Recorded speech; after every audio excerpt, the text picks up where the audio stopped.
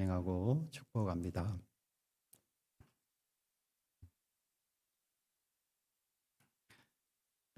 우리는 사도행전 2장을 통하여서 우리가 지금 모이는 교회의 시작을 보고 있습니다.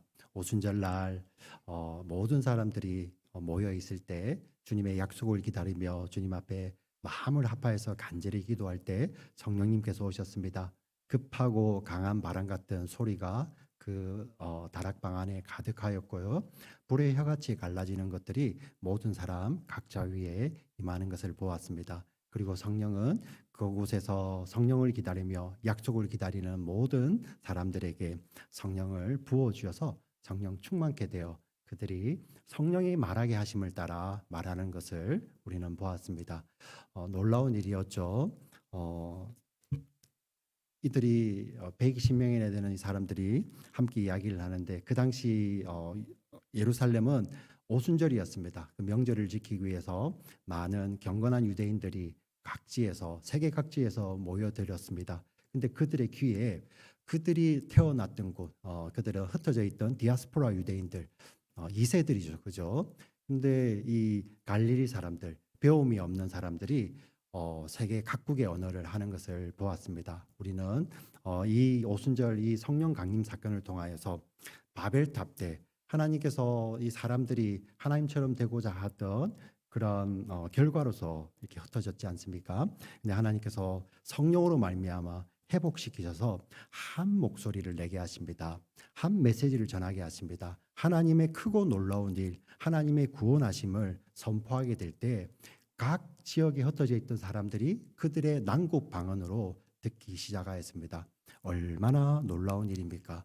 참 이렇게 성령이 충만한 너무나도 기쁘고 감격스러운 자리인데 13절에 보면 이 자리에서도 이들을 조롱하는 사람들이 있었습니다. 야, 저들이 술 취했다. 술이 취해서 저렇게 한다. 그러면 제가 한번 질문해 보겠습니다. 술 취하면 외국어가 나옵니까? 우리 미국 와서 이렇게 물론 이제 아주 어하게 특별한 소질이 있으셔서 영어를 잘하시는 분들도 간혹 계시지만 보통 이제 우리 이제 2세들 아니고 1.5세들 아닌 우리 1세대들은 어떻습니까? 지나고 보면 영어도 잘 못하고 네. 그리고 한국말도 서툴러지는 것을 느끼지 않습니까? 끄떡끄떡. 네. 그렇습니다. 그만큼 어렵습니다. 그런데 뭐 술을 먹고 외국어를 할 수 있는 것은 아니죠. 아마 그냥 추측해 보기를 우리 뭐 유대인들도 그런 사람들이 있었던 것 같아요. 이렇게 한국 사람들 가운데 보면은 막 술 먹고 용기 내서 큰 소리 막 내잖아요. 그런 너무 이제 이렇게 그들 보기에 이 사람들이 너무 용기 있게 선포를 하니까 저들이 술 취한 것 아니냐 하고 이제 비아냥되는데요. 중요한 것은 그들이 이 성령 충만한 사람들을 비아냥거렸다는 것입니다. 사실 여기에서도 굉장히 참 말씀을 묵상하는데 너무나도 은혜가 되더라고요. 우리 이 자리에 계신 분들 예수를 정말 바로 믿기를 원하며 예수님이 나의 구주가 되시고 나의 메시아가 되시며 내 인생의 일생의 주가 되신다는 것을 고백하시는 분들 아닙니까? 맞으십니까? 아멘. 그래서 그 예수님 때문에 다른 삶을 살기를, 변화된 삶을 살기를 원하는 자들이 모여서 드리는 예배가 바로 주일 예배인 줄 믿습니다. 우리가 이렇게 그 주님 때문에 다른 삶을 살아감에도 불구하고 세상은 때로는 비아냥거릴 때가 있어요. 네. 너 왜 이렇게 유난떠니? 왜 이렇게 유별나게 하니? 다른 종교들은 1년에 한 번 정도만 가도 되는데 너는 뭐 매주일 그렇게 간다고 그러니? 네, 그런 조롱을 하죠. 때로는 왜 그렇게 남들 다 하는 대로 살면은 이렇게 그게 순리대로 사는 것이고 그렇게 살면 너도 편할 텐데 왜 굳이 믿는 것 때문에 그렇게 다른 삶, 변화된 삶을 살아야 되냐고 세상은 조롱하기도 할 것입니다. 근데 이것은 이렇게 특별한 것이 아닙니다. 놀라운 것은 성령 충만한 주의 제자들한테도 세상 사람들은 그렇게 조롱했다는 것입니다. 더 놀라운 건 무엇입니까? 하나님의 아들이 이 땅에 내려오셔서 하나님 나라의 복음을 전했습니다. 하나님의 능력으로 사역을 하셨습니다. 그럼에도 불구하고 그 하나님의 아들을 조롱하는 자들이 있었다는 것입니다. 비아냥거리는 자들이 있었다는 것입니다. 사실 이 비아냥은 우리 믿는 자들의 언어가 아닙니다. 세상 사람들의 언어이죠. 정말 주님의 이름으로 부탁을 드리고 축원드리는 것은 만약에 내 삶 속에서 자기도 모르게 습관적으로 비아냥거리는 것이 있다면 그것이 떠나가기를 주의 이름으로 축원드립니다. 아멘. 여기서 기억해야 될 것은 우리가 믿음의 길을 걸어갈 때도 심지어 바른 길을 걸어갈 때도 세상은 조롱할 수 있다는 것입니다. 놀라지 마세요. 예수님도 그런 말씀을 하셨습니다. 너희가 반드시 내 제자면은 세상으로부터 핍박도 받고 박해도 받고 조롱도 받는다. 놀라지 마라. 왜? 예수님 자신도 받으셨기 때문에. 네, 믿으십니까? 네. 이때 이런 조롱에도 불구하고 이 12사도들이 일어나서 이 예루살렘 성도들을 향하여서 메시지를 냅니다. 우리 14절, 15절 말씀을 같이 한번 읽어보겠습니다. 같이 읽겠습니다. 14절, 15절 같이 읽습니다. 시작. 베드로가 11사도와 함께 서서 소리를 높여 이르되 유대인들과 예루살렘에 사는 모든 사람들아, 이 일을 너희로 알게 할 것이니 내 말에 귀를 기울이라. 때가 제3시니 너희 생각과 같이 이 사람들이 취한 것이 아니라. 특별히 지금은 오순절입니다. 경건한 유대인들은 이 절기 때는 3시까지는 식사를 안 합니다. 여기 삼시는 우리 시간으로 6시간을 더하면 됩니다. 아침 9시입니다. 이 아침 9시 제3시 유대인 시간 제3시에 예루살렘 성전에서는 아침 제사가 드려집니다. 그때까지 유대인들은 식사도 안 합니다. 그 식사도 안 하는데 이들이 술 취했다는 것은 말이 되지 않지 않느냐. 그것이 아니라 지금 뭔가를 사도들이 이야기를 하죠. 그런데 우리 14절을 보시면 베드로와 함께 11사도가 뭐 해서요? 함께 서서 소리를 높여 이르되 유대인들과 예루살렘에 사는 어떤 사람들? 모든 사람들. 예. 지금 이 자리에 예루살렘에 사는 모든 사람들이 모여 있을까요? 아니죠. 그런데 왜 유대인들과 예루살렘에 사는 모든 사람들에게 이 베드로와 11사도가 함께 그들을 바라보며 소리를 높여 이야기하고 있을까요? 이것이 바로 교회의 본질이기 때문입니다. 베드로를 비롯한 11사도, 우리는 이 베드로와 11사도를 합해서 뭐라고 하죠? 12사도라고 부르죠. 이 12사도는 특별히 신약의 하나님의 백성들을 대표하는 숫자입니다. 이 12를 볼 때 하나님의 백성 전체를 보게 되는 것이고요. 12를 보게 될 때 우리는 교회를 보게 되는 것입니다. 지금 교회가 어떤 일을 하고 있습니까? 세상의 조롱에도 불구하고 교회는 세상을 향하여서 메시지를 내는 곳입니다. 메시지를 내는 공동체입니다. 교회가 언제 세상을 두려워할까요? 여러분, 언제 우리 교회가 세상을 두려워할까요? 특별히 요즘 코로나가 지나면서 교회가 많이 위축이 되었습니다. 숫자적으로도 많이 위축이 되었죠. 코로나 때문에 두려워할까요? 아니면은 뭐 우리 어른들 같은 경우는 정부 때문에, 코로나 때 어떤 정부들 때문에 이렇게 교회가 위축이 되었다, 이렇게 말씀하시는 분들도 있고. 여러분, 그렇지 않습니다. 네, 교회가 언제 두려워하냐면 내어야 될 메시지를 내지 않을 때 교회는 두려워합니다. 잘 생각해 보십시오. 핍박이 많아서, 세상 환경이 변해서, 세상 시대가 변해서, 예, 맞습니다. 그것도 틀린 말은 아니겠죠. 근데 근본적으로 교회는 세상을 향하여서 메시지를 내는 것입니다. 어떤 메시지입니까? 하나님께서 주신 메시지죠. 하나님께서 주신 그 복음을 세상을 향하여서, 세상 모두를 향하여서 선포하는 것이 교회입니다. 그런데 언제 교회가 두려워할까요?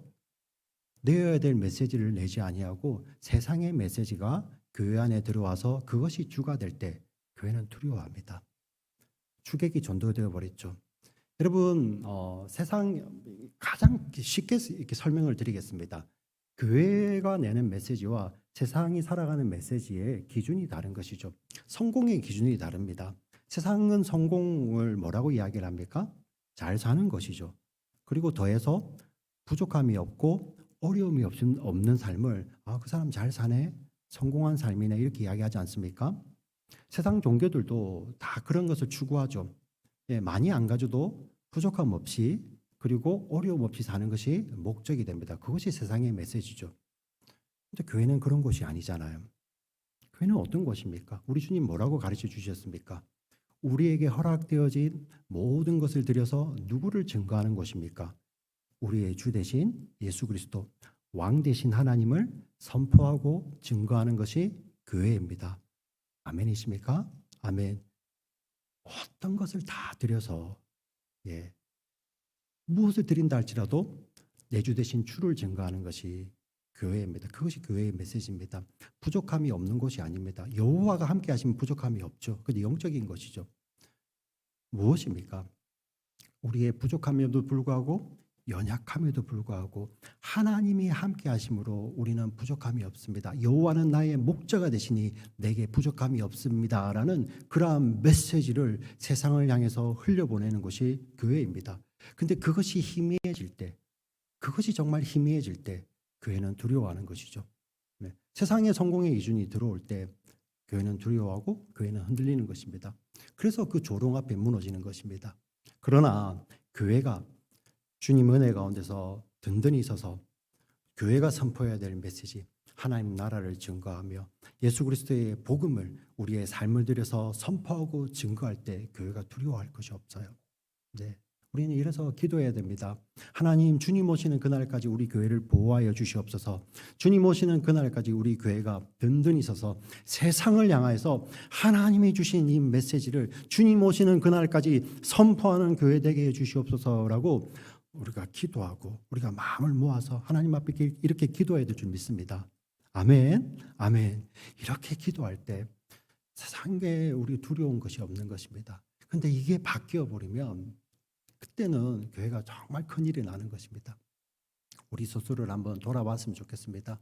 내 삶에서 내 삶의 메시지가 도대체 내 삶을 통해서 나가는 메시지가 세상에 기준되는 것인지 아니면 하나님이 구원하신 구원받은 백성다운 메시지인지를 자기의 삶을 통해서 돌아보며 우리 교회가 모일 때마다 우리 교회는 어떤 것인지 그것을 한번 돌아보며 하나님 앞에 솔직하게 기도하며 성령 충만을 기도하며 하나님 그렇습니다. 주님 오시는 그날까지 이 탈라시아니 침례교회가 그리고 우리 미주의 이민교회가 한국교회가 미국교회가 세계교회가 주님 오시는 그날까지 이 땅을 향하여서 주님 주신 그 복음의 메시지를 흘려보는 교회 되게 해달라고 모두 함께 기도하시는 우리 모두가 되시기를 주의 이름으로 부탁을 드리고 축원드립니다. 아멘, 아멘. 베드로가 이렇게 메시지를 냅니다. 이런 이야기를 합니다. 이들이 술 취한 것이 아니다. 이들이 이렇게 있는 것은 하나님께서 이미 약속하셨던 일이 지금 너희 눈앞에서 이루어지고 있다는 것입니다. 마가의 다락방에서도 급하고 강한 바람 같은 소리가 모두에게 들려왔습니다. 눈으로 보이게 시각적으로 불의 혀 같은 것이 임하였습니다. 그리고 그들을 감동하였습니다. 이것이 무엇이었습니까? 하나님의 약속이었죠. 그리고 이들이 나아가서 세상을 향해서 담대하게 선포할 때 이 모든 것들도 바로 하나님이 약속하신 것이라는 것을 그들은 이 12사들은 담대히 선포하고 있습니다. 그 내용이 바로 16절부터 18절까지 말씀입니다. 같이 한번 읽어보겠습니다. 같이 크게 읽습니다. 시작. 이는 곧 선지자 요엘을 통하여 말씀하신 것이니 일러스되 하나님이 말씀하시기를 말세에 내가 내 영을 모든 육체에 부어주리니 너희의 자녀들은 예언할 것이요 너희의 젊은이들은 환상을 보고 너희의 늙은이들은 꿈을 꾸리라. 그때 내가 내 영을 내 남종과 여종들에게 부어주리니 그들이 예언할 것이요. 아멘. 지금 예루살렘 이 아침 9시죠. 3시에 그 예루살렘 성내에 강하게 울려 퍼지는 이 메시지는 사람의 소리가 아니라 바로 성령께서 임하셔서 그들 가운데서 선포하시는 메시지라는 것입니다. 바로 요엘 선지자를 통하여서 하나님께서 여호와의 날에 내가 이 땅에 내 영을 부어주시겠다고 말씀을 하십니다. 자녀들은 예언할 것이요. 우리 요엘 선지서에는 자녀들이 장래일을 말하며 청년들이 환상, 이상을 보며 아비들, 늙은이들은 꿈을 꾸리라. 내 영이 임하면 그리고 내 영이 임하면 남종과 여종들이 예언할 것이다. 이것이 어떤 특정 계층은 예언, 특정 계층은 장래일을 말하는 거. 특정 계층은 환상을 보고 특정 계층은 꿈을 꾼다는 이 말씀이 아닙니다. 여러분 잘 생각해 보시면 어린이, 장년, 노년, 노소를 구별하지 않습니다. 남종, 여종 구별하지 않습니다. 남녀노소 누구에게나 하나님께서 미리 아시고 정하신 하나님의 사람들에게는 무엇을 부어주시겠다? 성령을 부어주시겠다는 거예요. 예외가 없다는 것입니다. 나는 배움이 적은데요. 저는 아직 교회 이렇게 봉사하는 것도 적은데요. 저는 아직 믿음이 그렇게 크지 않은데요. 아니요. 아니요. 여러분들의 어떤 그 정도가 아니라 여러분 속에 정말 겨자씨보다도 작은 믿음, 하나님이 주시는 그 작은 믿음 여러분 영혼 가운데 뿌려진다면 하나님은 약속하신 것입니다. 성령을 주시겠다는 거예요. 할렐루야. 네. 성령 사모하십니까? 네. 이 성령이 오실 때 어떤 일이 벌어집니까? 자녀들이 장래일을 말한대요. 쉬운 일이 아닙니다. 우리의 자녀들하고 대화를 해보십시오. 특별히 요즘 한국 자녀들 너무 큰 일이라고 그럽니다. 이 집에서는 모르는데요. 아이들이 학교에서 이 이야기를 할 때 연구기관에 조사를 해보니까 아이들이 욕을 하지 않냐면 문장이 완성이 안 된대요. 예. 그리고 여러분 아이들이 즐겨보는 유튜브들 정말 스크린 하셔야 됩니다. 모든 유튜브 아이들 뭐 게임 유튜브들 보면 그냥 욕 아니고는 이 진행이 안 됩니다. 네. 지금 우리 시대에도 성령을 부어주셔야 되겠죠, 그죠? 그 아이들이 그런 것이 아니라 장래일을 말한다는 거예요. 젊은이들이 지금 현실이 아니라 현실만을 보는 것이 아니라 이상을 이야기하고요. 우리 나이 드신 분들이 내가 나이 들어서 나는 못해 이제 뭐 내가 뭐 하는 이분들이 꿈을 꾸게 하신다는 것입니다. 무엇을 이야기하는 것입니까? 지금 우리의 아이들, 우리 청년들, 우리 유스들, 우리 장년들, 노년들이 보이는 것만을 보고 있을 때 하나님의 영이 임하시면 어떤 것을 말씀하시는 것입니까? 보이지 않는 것을 열어주시겠다는 거예요. 네. 눈앞에 보이는 가치관으로 사는 것이 아니라 그것을 뛰어넘는 하나님의 가치관이 하나님 나라라는 것이 이 땅 가운데 임하면서 그 나라가 임할 때 남녀노소 누구나 성령으로 이렇게 충만케 된 자들은 그 하나님 나라를 본다는 거예요. 그래서 앞서 말씀드렸던 성공의 기준이 달라지는 것이죠. 네.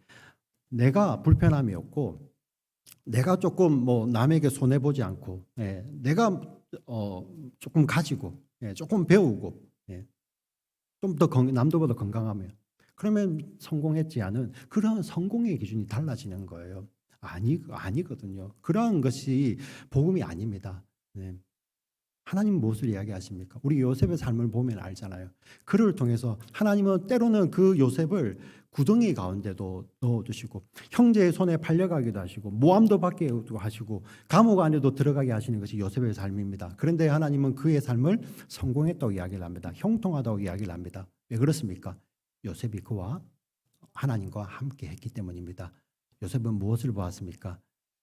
그 감옥이라는 현실을 본 것이 아니라 구덩이를 본 것이 아니라 물론 요셉도 사람이기 때문에 그게 보이겠죠. 그러나 그 이면에 계신 하나님의 돕는 손길을 봤다는 것입니다.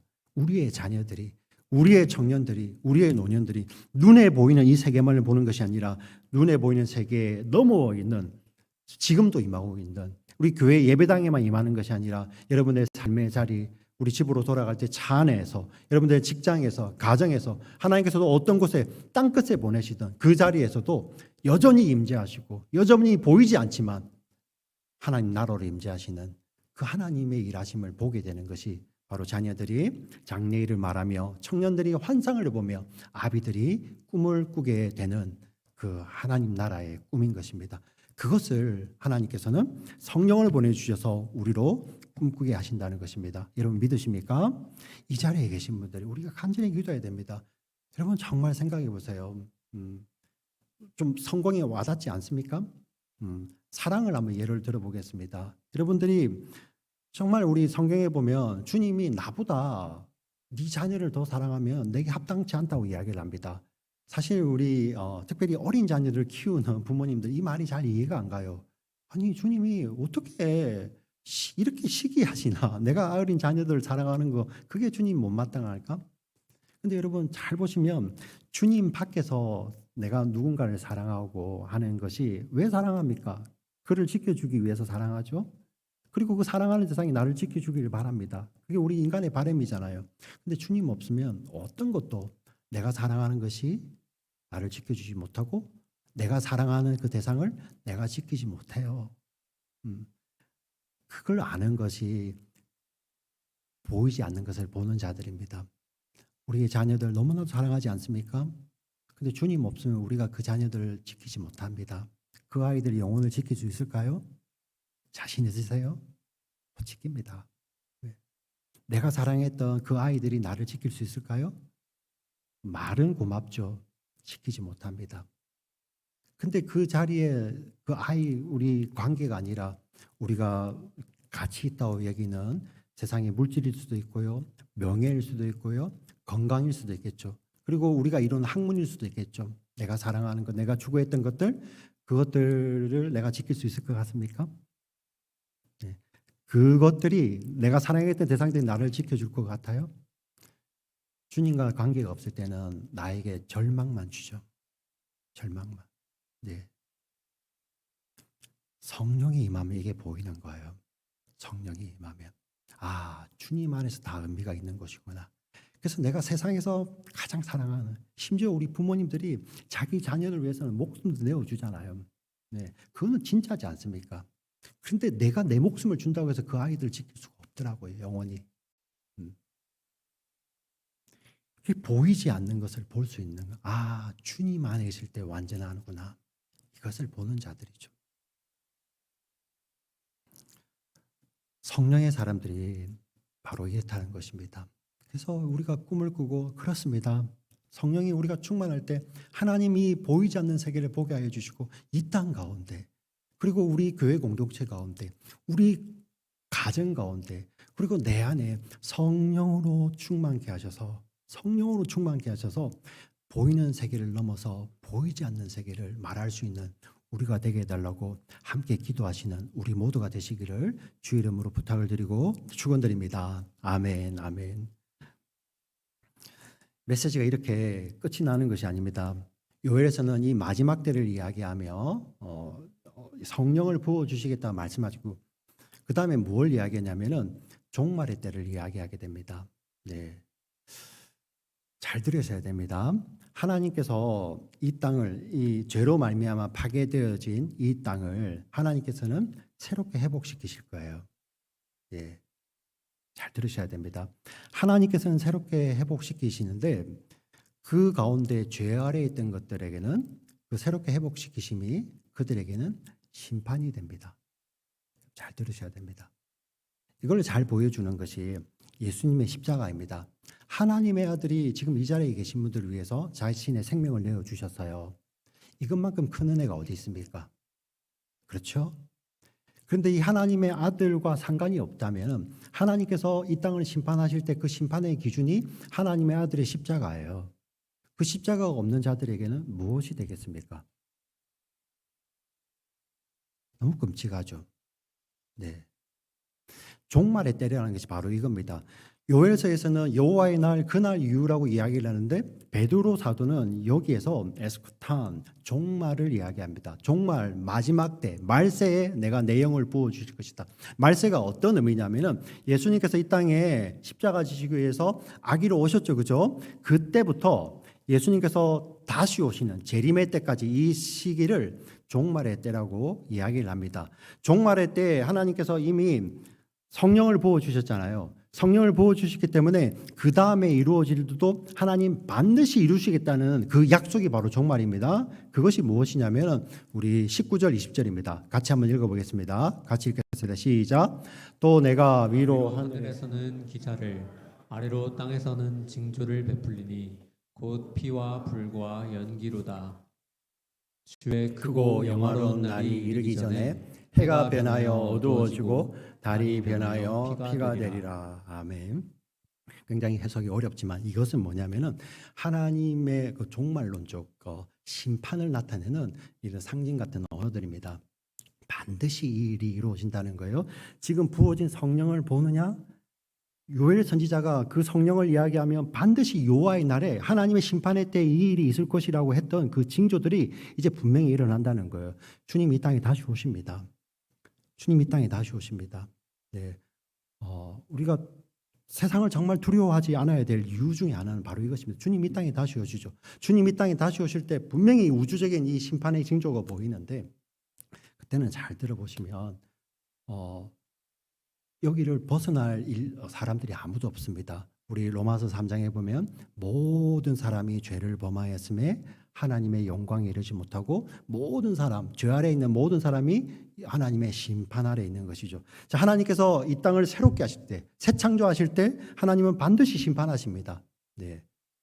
모든 사람이 그 심판 아래 있는 거예요. 근데 누구만 거기서 구원받습니까?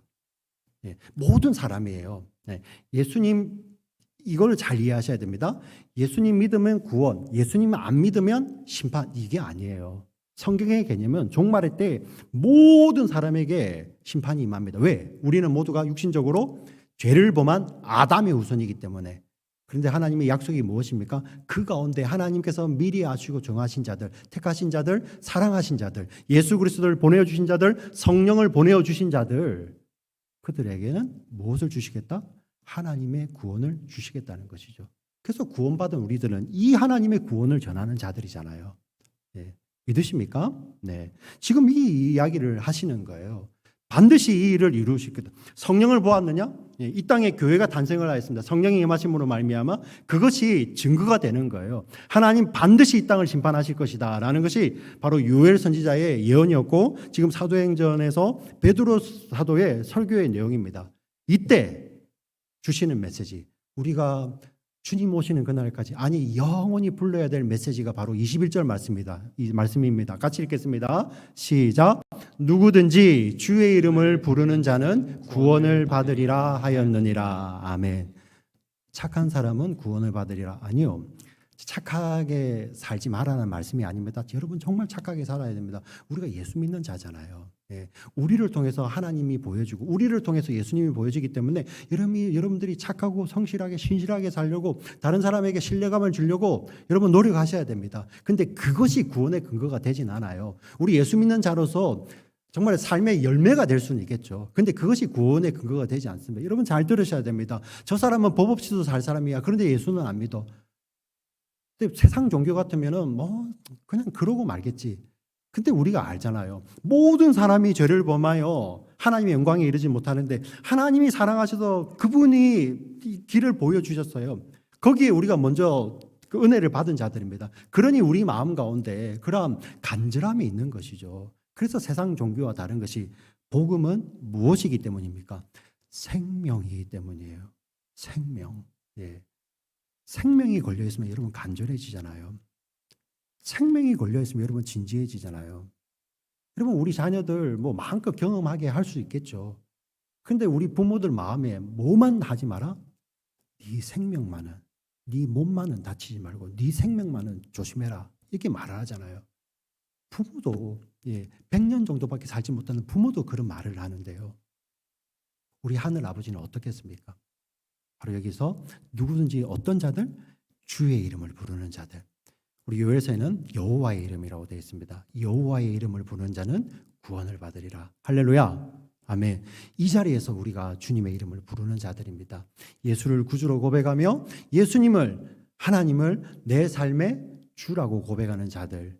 바로 교회 아닙니까? 우리인 줄 믿습니다. 아멘. 자, 이 주의 이름을 부르는 자들은 구원을 받으리라 이 말씀을 하시고 이 주께서, 이 여호와께서 하나님께서 어떤 일을 하시는지가 바로 22절, 23절, 24절에 이어지는데 우리가 같이 읽을 텐데요. 이 자리에 보시면 읽으시면서 이 22, 23, 24절의 주가 누구인지를 한번 유심히 보시면서 읽으시면 좋겠습니다. 같이 읽겠습니다. 시작. 이스라엘 사람들아 이 말을 들으라. 너희도 아는 바와 같이 하나님께서 나사렛 예수로 큰 권능과 기사와 표적을 너희 가운데서 베푸사 너희 앞에서 그를 증언하셨느니라.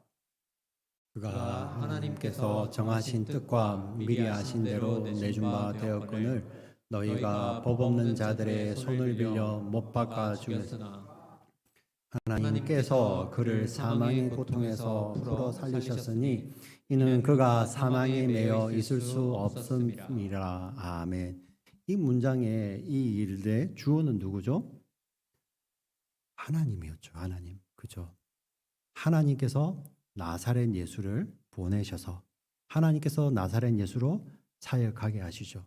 그리고 하나님께서 그 나사렛 예수를 미리 아시고 정하신 자들 위해서 십자가에 내어주셨죠. 물론 그 예수님이 죽으시는 것은 우리 사람들의 죄 때문입니다. 사람들의 죄, 우리 23절을 보여주시면 사람들이 그 죄로 말미암아 너희가 법 없는 자들의 손을 빌려 못 박아 죽으셨죠. 예수님을 십자가에 매달죠. 그러나 하나님께서 미리 정하신 자들과 아신 자들을 위해서 내주셨기 때문이에요.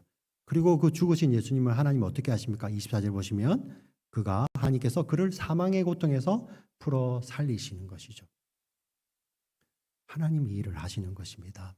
네. 지금 우리가 이 자리에 와서 예배 드릴 수 있는 것도 우리가 예수를 구주라고 고백할 수 있는 것도 하나님께서 그 독생하시는 성자 하나님, 영원히 하나님이세요. 네.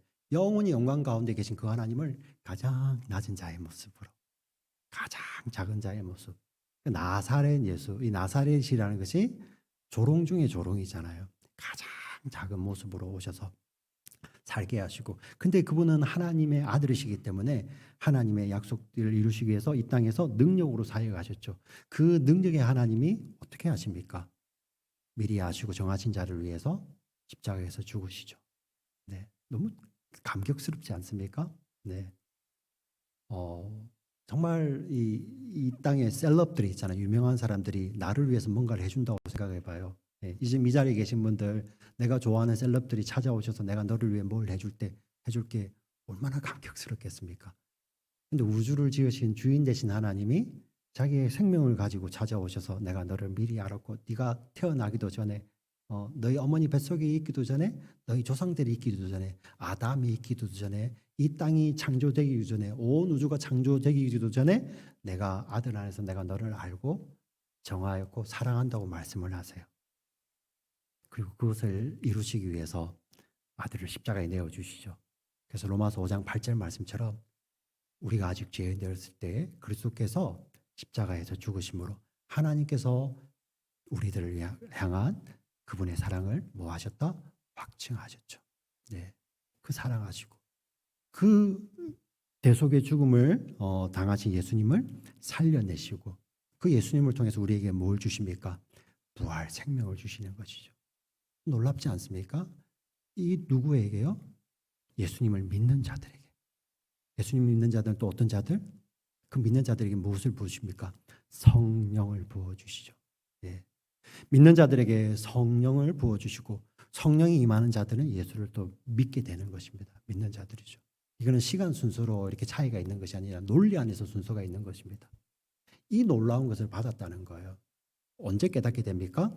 바로 성령이 임하실 때 깨닫게 되고요. 깨달음이 그곳에서 끝나는 것이 아니라 오늘 이 자리에 이 사도행전 2장의 사건 그 현장에 무엇입니까? 이 성령 받은 자들이 이것이 감격하여서 선포하고 있습니다. 세상을 향하여서 선포하고 있습니다. 너희가 보는 이 모든 것들이 하나님께서 약속하신 성령을 부어주신 것이고 그 성령은 무엇에 보증이 되느냐? 이 온 땅의 심판 가운데 우리를 구원하실 예수 그리스도 그분의 보증으로 성령을 보내주시다는 그 약속의 말씀을 선포하고 있는 것입니다. 이 말씀을 사도행전 2장의 이 말씀을 오늘 이 자리에 2023년 6월 25일 이 자리에서 이 말씀을 듣는 우리 사랑하는 성도님들 한 분 한 분에게도 성령이 각자에게 강하게 임하셔서 이것이 우리 가운데서 믿어지고 이것으로 말미암아 내 삶 속에서 성령이 하나님을 증거하고 예수 그리스도를 증거한 것처럼 내 삶 속에서 하나님이 내 삶의 주인이 되시고 예수 그리스도가 내 삶의 구주가 되심을 삶으로 증거하시는 성령 충만한 우리 모두가 되시기를 주의 이름으로 부탁을 드리고 축원드립니다. 아멘. 살아계신 하나님 아버지 감사합니다.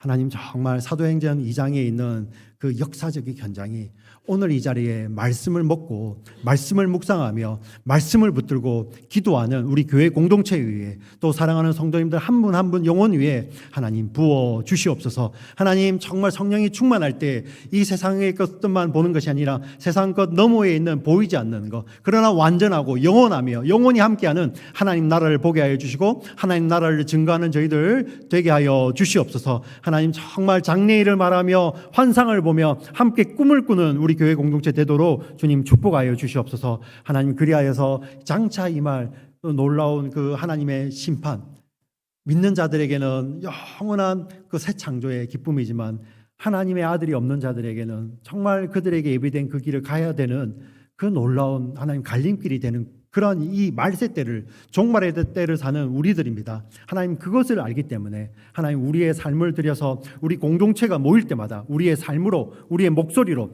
이 세상을 향하여 이 메시지를 담대히 선포할 수 있는 우리 교회가 될 수 있도록 주여 축복하여 주시옵소서. 우리를 사랑하시는 우리 구주 예수님의 이름으로 감사드리며 기도드립니다. 아멘. 오늘 이 말씀 생각하시면서 우리 찬양팀의 인도로 마지막 날